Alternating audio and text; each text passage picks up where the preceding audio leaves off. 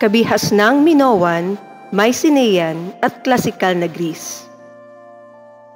Ang mga sinaunang kabihas ng Mesopotamia, Indus, Chino at Egypt na umusbong sa daigdig ay nag-iwan ng kani-kanilang mga pamana sa sangkatauhan.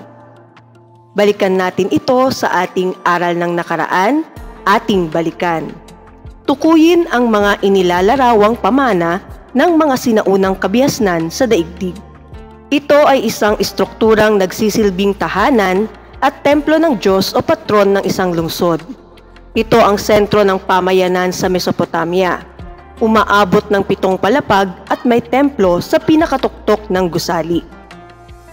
Ziggurat. Ito ay nagsisilbing monumento ng kapangyarihan ng mga Pharaoh sa Egypt at huling hantungan sa kanilang pagpanaw.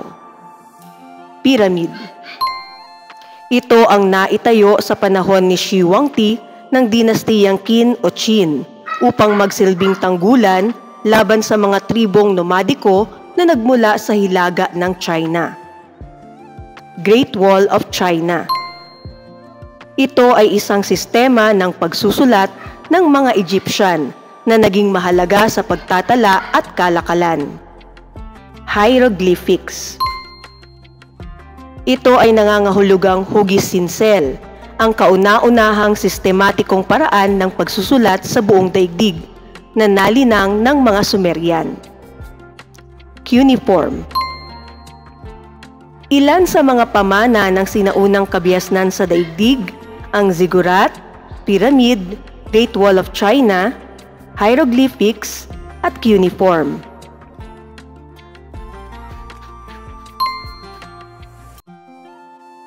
Kabihas ng Minoan, Mycenaean, at kabihas ng klasiko ng Greece.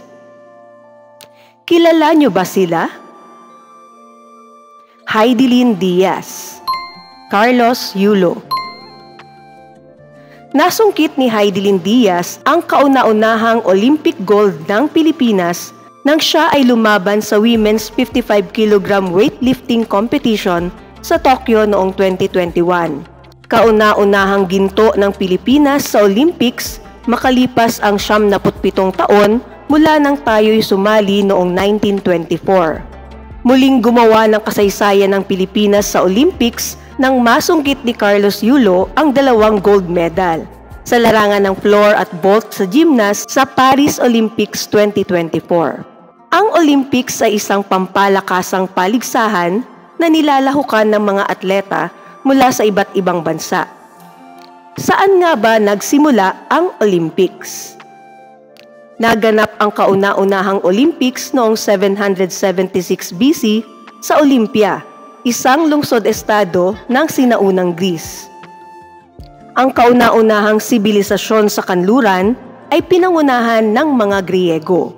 Ang naibahagi nila sa iba't ibang larangan ng pamumuhay ay nagbigay daan sa paglago at pag-unlad ng sibilisasyong kanluranin. Mapa Nuri. Ano ang mga anyong tubig na malapit sa Greece? Saang direksyon ng Greece makikita ang isla ng Crete? Paano nakaimpluwensya ang lokasyon ng Greece sa pag-usbong ng kabihasnang Greek? Naging sentro ng sinaunang Greece ang mabundok at mabato na bahagi ng tangway ng Balkan, sa timog at ilang mga pulo sa karagatang Aegean. Ito ang pangunahing naging sagabal sa mabilis na daloy ng komunikasyon at mabagal na paglago ng mga kaisipan at teknolohiya. Subalit ito rin ang naging dahilan upang ang bawat lungsod-estado ay magkaroon ng kani-kanilang natatanging katangian na nagpayaman sa kanilang kultura.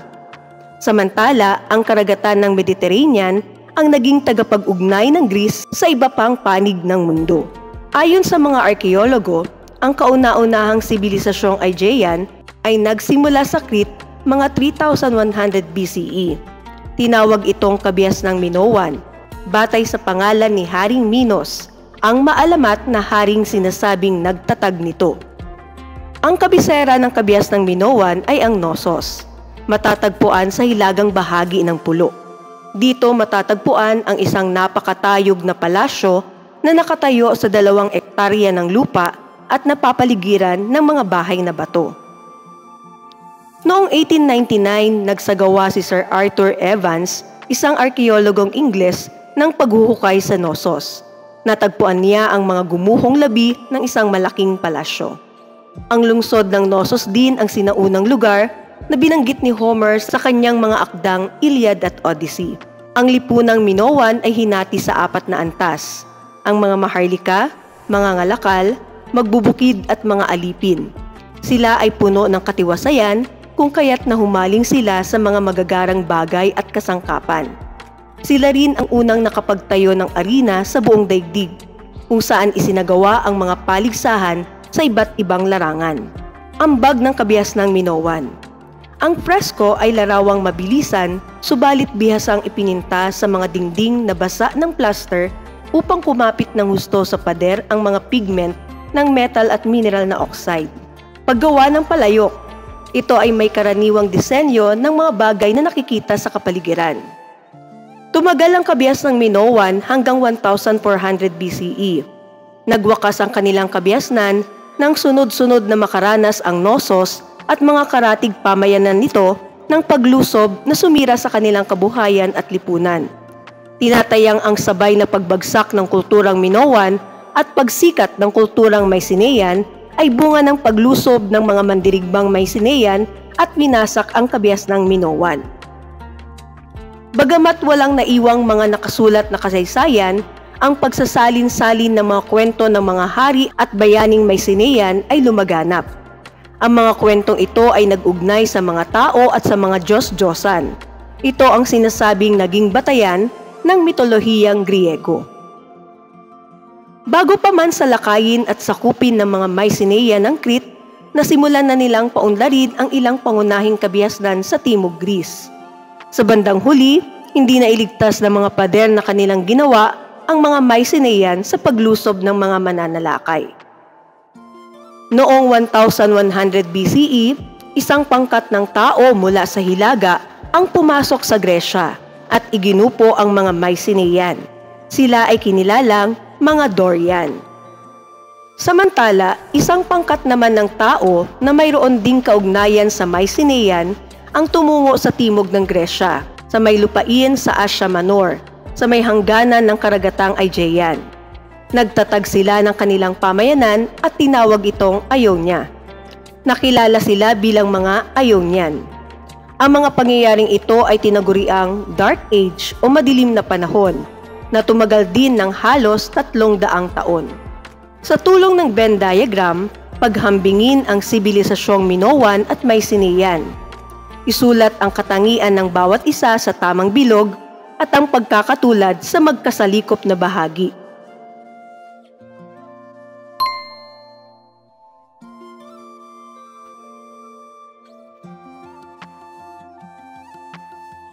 Pili sa kahon.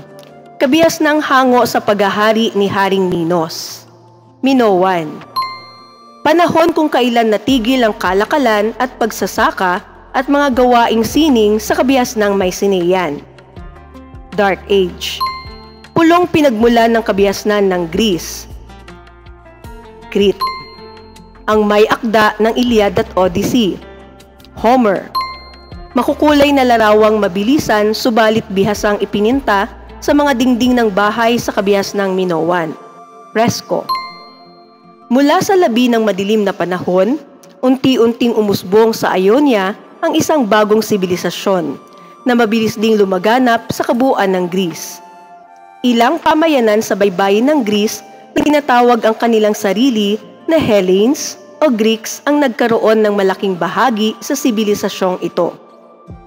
Kinilala ito sa kasaysayan bilang kabias ng Hellenic mula sa kanilang tawag sa Greece na Hellas. Ito ay tumagal mula 800 BCE hanggang 400 BCE at naging isa sa mga pinakadakilang sibilisasyong naganap sa kasaysayan ng daigdig. Bunsod ng mga labanan bago pa ang pagsibol ng Hellenic, nagpagawa ng mga tanggulan ang mga Greek na inilagay sa tabi ng mga burol at sa mga ibabaw ng bundok upang maipagtanggol ang kanilang sarili sa paglusob ng iba't ibang pangkat. Dito nag-umpisa ang mga lungsod-estado o polis kung saan galing ang salitang may kaugnayan sa komunidad tulad ng pulisya, politika at politiko. Ang polis ay binubuo ng tatlong bahagi. Una ay ang akropolis o mataas na lungsod. Dito matatagpuan ang mga matatayog na palasyo at templo, kaya ito ang naging sentro ng politika at relihiyon ng mga Griego. Ang ikalawang bahagi ay ang agora o pamilihang bayan, na nasa gitna ng lungsod na isang bukas na lugar kung saan maaaring magtinda o magtipon-tipon ang mga tao.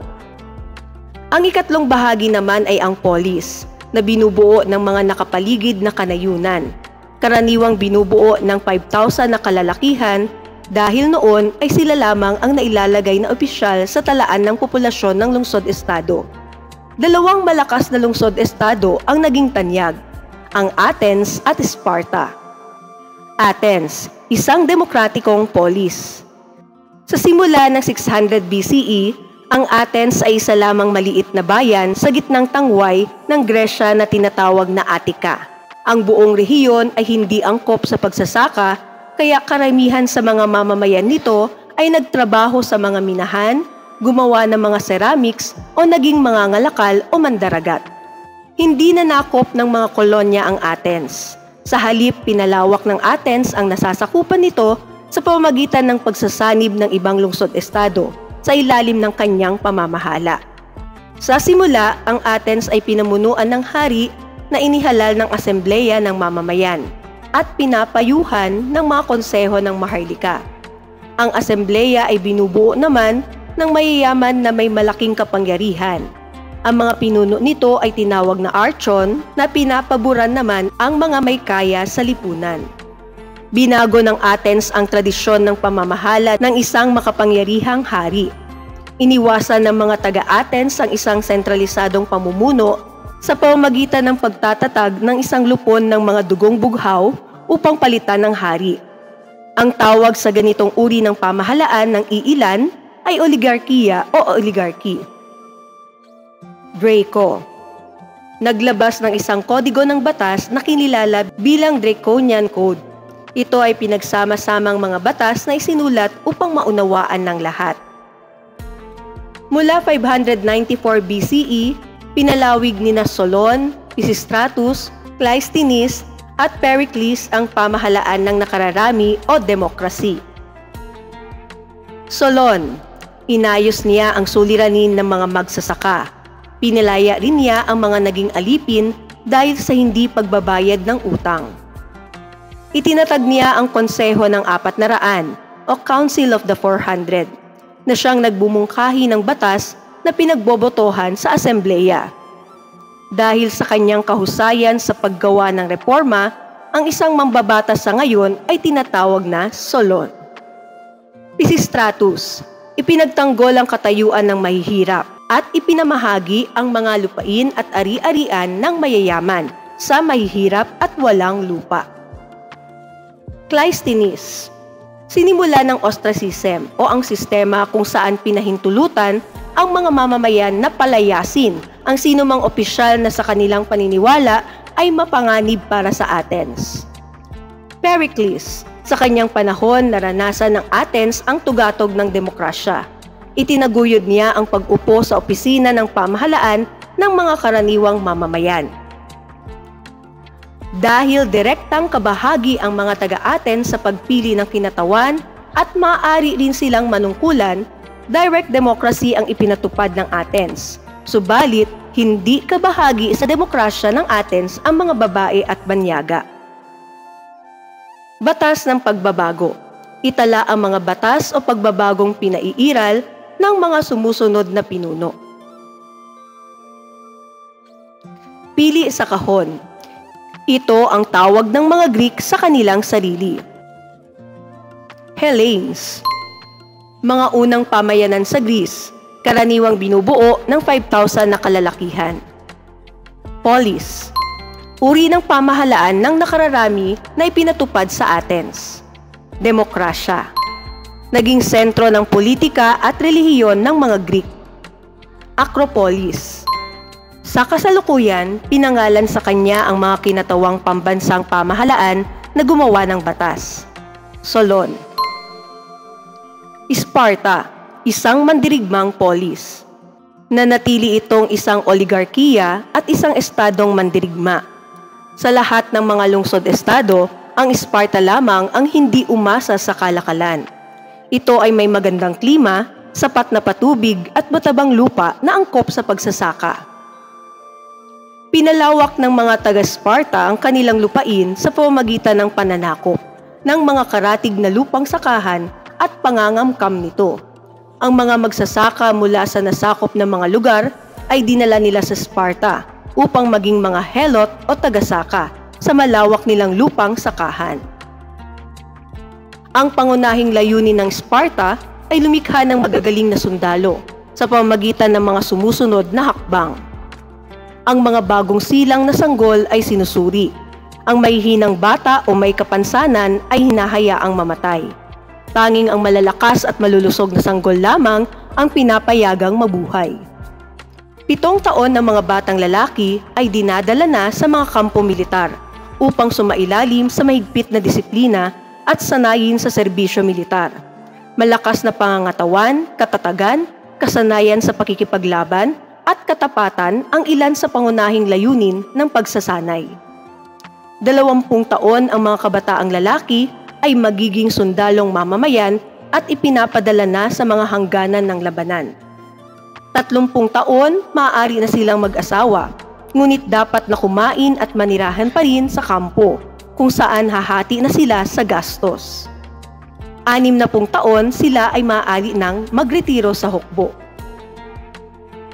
Digmaang kinasangkutan ng Greece, digmaang Persian, digmaang Marathon, pagsalakay ng Persia sa Greece sa pamumuno ni Darius, tagapagmana ni Cyrus the Great, na naganap sa Marathon, isang kapatagan sa hilagang silangan ng Athens. Ang bunga, tinalo ng 10,000 pwersa ng Athens ang humigit kumulang na 25,000 pwersa ng Persia.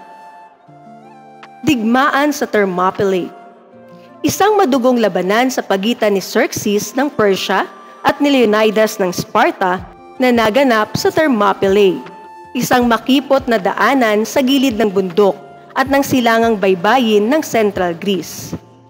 Ipinagkanulo ng isang Greek ang lihim na daanan patungo sa kampo ng mga Greek, kaya natalo ang puwersa ni Leonidas. Digmaan sa Salamis, sinalakay at sinakop ni Xerxes ang Athens. Ang mga Greek ay pinamunuan ni Themistocles sa labanan sa dalampasigan ng pulo ng Salamis, kung saan ang dagat ay lubhang makipot, kaya nahirapan ang puwersa ng Persia na iwasan ng mga pag-atake ng maliliit na barko ng Athens. Natalo ang plota ni Xerxes ng maliliit na barko ng Athens, na pilit na binabangga ang mga ito hanggang sa mabutas at isa-isang lumubog. Digmaang Peloponnesian, ang Athens ang namuno sa naitatag na Delian League at sa pamumuno ni Pericles naging isang imperyo ito. Ngunit hindi lahat ng lungsod-estado ay sumang-ayon sa ginawa ng Athens na pagkontrol sa Delian League, kaya ang ilan sa mga lungsod-estado na kasapi dito tulad ng Sparta, Corinth at iba pa ay nagtatag ng sarili nilang alyansa sa pamumuno ng Sparta at tinawag itong Peloponnesian League. Pagsapit ng 431 BCE, nilusob ng Sparta ang mga karatig pook ng Athens na naging simula ng digmaang Peloponnesian. Ang 27 taong digmaan ng Peloponnesian ay isang malaking trahedya para sa Gresya.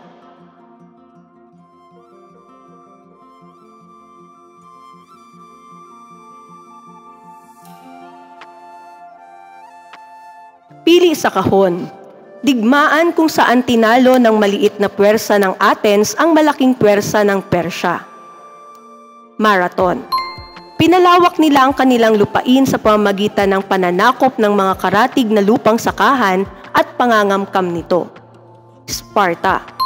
Sa edad na ito, ang mga kabataang lalaki ay magiging sundalong mamamayan at ipinapadala na sa mga hangganan ng labanan.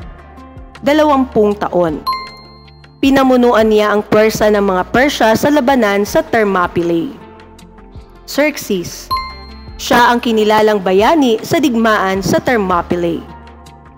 Leonidas. Pamana ng kabihas ng Greek. Kabihas ng Hellenistic, ito ang pinagsabang kabihas ng Asyano at Greek. Mahahalagang tao. Pinaunlad ang prinsipyo sa geometry, ang Pythagorean Theorem. Pythagoras. Nagawa ang halos tumpak na tansya ng circumference ng daigdig. Gumuhit ng mga linya ng latitude at longitude sa mapa ng daigdig. Eratosthenes. Tinantiya ang paraan ng pagsusukat ng circumference ng isang bilog. Natuklasan ang prinsipyo ng specific gravity. Archimedes. Kinikilalang ama ng geometry. Euclid. Nakatuklas na umiikot ang daigdig sa araw habang umiikot sa sarili nitong axis. Aristarchus. Sumulat ng Oedipus Rex at Antigone. Sophocles. Sumulat ng Prometheus Bound. Aeschylus. Sumulat ng Trojan War. Euripides. Ang kanyang mga isinulat ay pawang pagtalakay sa politika at kaganapan sa Athens sa nakatatawang pamamaraan. Aristophanes. Ama ng anatomy. Herophilus. Ama ng medisina at sumulat ng Hippocratic Oath. Hippocrates. Ama ng physiology. Erasistratus. Ama ng kasaysayan. Herodotus. Ayon sa kanya, the unexamined life is not worth living, at know thyself. Socrates. Sumulat ng History of the Peloponnesian War. Thucydides. May akda ng The Republic kung saan inilalarawan niya ang isang ideal na estado. Plato. May akda ng Politics kung saan tinalakay ang iba't ibang uri ng pamahalaan. Aristotle. Obra maestra ang estatwa ni Athena sa Parthenon at ni Zeus sa Olympia. Phidias. Ipinakilala ang pilosopiyang Stoicism. Ito ay may malaking pagpapahalaga sa dignidad, pagpipigil sa sarili at katwiran. Zeno. May akda ng Iliad at Odyssey at tungkol sa Trojan War. Homer. Parthenon. Isang marmol na templo sa Acropolis sa Athens. Ito ay inalay sa diyosang si Athena na itinuturing ng mga mamamayan na kanilang patron. Tatlong estilo ng haligi. Doric, ang pinakapayak. Ionic, mas payat ang haligi at napapalamutian ng mga scroll. At Corinthian, pinakamagarbong dekorasyon sa lahat. Ang tradisyonal na pananampalataya sa Greece ay pagsamba ng iba't ibang Diyos sa pangunguna ni Zeus, ang Diyos ng langit. Pinaniniwalaan ng mga Greek na naninirahan sa Mount Olympus ang Diyos at Diyosa at maaaring pasayahin ang mga Diyos sa pamamagitan ng pag-aalay ng mga hayop at pagkain bilang sakripisyo. Paglalagay ng palamuti sa kanilang mga templo, pagdarasal at pagdaraos ng mga pagdiriwang. Pinarurusahan ng mga Diyos ang tao sa pamamagitan ng taggutom, lindol, sakit at pagkatalo sa digmaan. Pili letra. Sa sinaunang Greece, nakilala ang dalawang magkaribal na lungsod-estado, ang Athens at Sparta. Alin sa mga sumusunod ang totoo tungkol sa Sparta? Nakasentro sa pagsasanay pang-militar ang lungsod-estado ng Sparta. Ang digmaang Peloponnesian ay labanan sa pagitan ng dalawang kilalang lungsod-estado noong panahon ng sinaunang Greece, ang Athens at Sparta. Alin sa sumusunod ang naging pangunahing dahilan ng kanilang digmaan? Nagkaroon ng pag-aagawan ang dalawang lungsod-estado sa pamumuno sa rehiyon. Alin sa mga sumusunod ang nagpapakita ng pagsilang ng demokrasya sa Athens noong 500 BCE? Nagkaroon ng malaking bahagi ang mga mamamayan sa pamalakad ng kanilang pamahalaan. Bakit natalo ang Persang Greek laban sa mga Persyano sa labanan sa Thermopylae? Ipinagkanulo ng isang Greek ang isang lihim na daanan patungo sa kampo ng mga Greek. Si Solon ay isang kilalang politiko ng Athens na naging instrumento sa pagkakatatag ng demokrasya sa sinaunang Greece, alin sa sumusunod na pagbabago ang hindi kabilang sa mga ipinatupad ni Solon sa kanyang panunungkulan sa Athens. Pinaboran niya ang mga may kaya sa lipunang Athens. Alin sa mga sumusunod ang katawagan sa sibilisasyong Griego? Heleniko. Aling lungsod-estado ang may pinakamalaking populasyon at naging sentro ng demokrasya? Athens. Alin sa sumusunod ang digmaan sa pagitan ng Athens at Sparta na tumagal ng mahigit na 27 taon at nagbunga ng malaking pagkawasak sa mga lungsod-estado ng Gresya? Digmaang Peloponnesian. Alin sa sumusunod ang tawag sa trabahador sa bukid ng mga taga-Sparta? Helot. Ano ang tawag sa alyansang itinatag sa Delos upang pigilan ang anumang banta ng panganib sa lungsod-estado? Delian League. Ano ang sinaunang sibilisasyon sa isla ng Crete na ipinangalan sa dakilang hari nila na si Minos? Minoan. Ano ang tawag sa mga lungsod-estado ng Greece? Polis. Uri ng pamahalaan kung saan binubuo ito ng isang lupon ng mga dugong bughaw upang palitan ng hari. Oligarchy. Ano ang lungsod-estado na responsable sa pagkakaroon ng pinakamahusay na sandatahang lakas sa buong daigdig? Sparta. Ano ang tawag sa pinagsanib na kultura ng Gresya at Asya na naging bunga ng pananakop ni Alexander the Great? Hellenistiko. Sino ang tinaguriang ama ng kasaysayan? Herodotus. Alin sa sumusunod ang digmaan kung saan tinalo ng mga maliliit na puwersang Athenian ang puwersa ng Persya? Digmaang Marathon. Ano ang tawag sa sistema ng pagpapatapon o pagtatakwil sa isang tao? Ostracism. Sino sa sumusunod ang pinuno ng Athens nang narating nito ang ginuntuang panahon? Pericles. Alin sa sumusunod ang tawag ng mga Griego sa kanilang bansa? Hellas. Sino sa sumusunod ang kinikilalang ama ng geometry? Euclid. Sino ang may akda ng Iliad at Odyssey? Homer. Saan naganap ang isa sa pinakadakilang digmaan sa karagatan sa pagitan ng mga Athenian at Persians? Salamis. Isang marmol na templo sa Acropolis sa Athens na inalay sa diyosang si Athena. Parthenon. Alin sa sumusunod ang makitid na daan sa kabundukan kung saan naganap ang isa sa digmaan sa pagitan ng mga Athenian at Persian? Thermopylae. Alin sa mga sumusunod ang hindi kabilang sa estilo ng haligi ng mga gusaling Greek? Scroll. Alin sa sumusunod ang pamilihang bayan ng mga sinaunang Griego? Agora. Ano ang tawag noon sa mga pinunong nagsusulong ng karapatan ng karaniwang tao at maayos na pamahalaan? Tyrant. Sino sa sumusunod ang namuno sa Sparta sa digmaang Thermopylae? Leonidas. Makukulay na larawang mabilisan, subalit bihasang ipininta sa mga dingding ng bahay sa kabihas ng Minoan. Fresco. Isang English na arkeologo na nagsagawa ng paghuhukay sa Knossos. Sir Arthur Evans. Ito ang panahon kung kailan natigil ang kalakalan at pagsasaka at mga gawaing sining sa kabihas ng Mycenaean. Dark Age.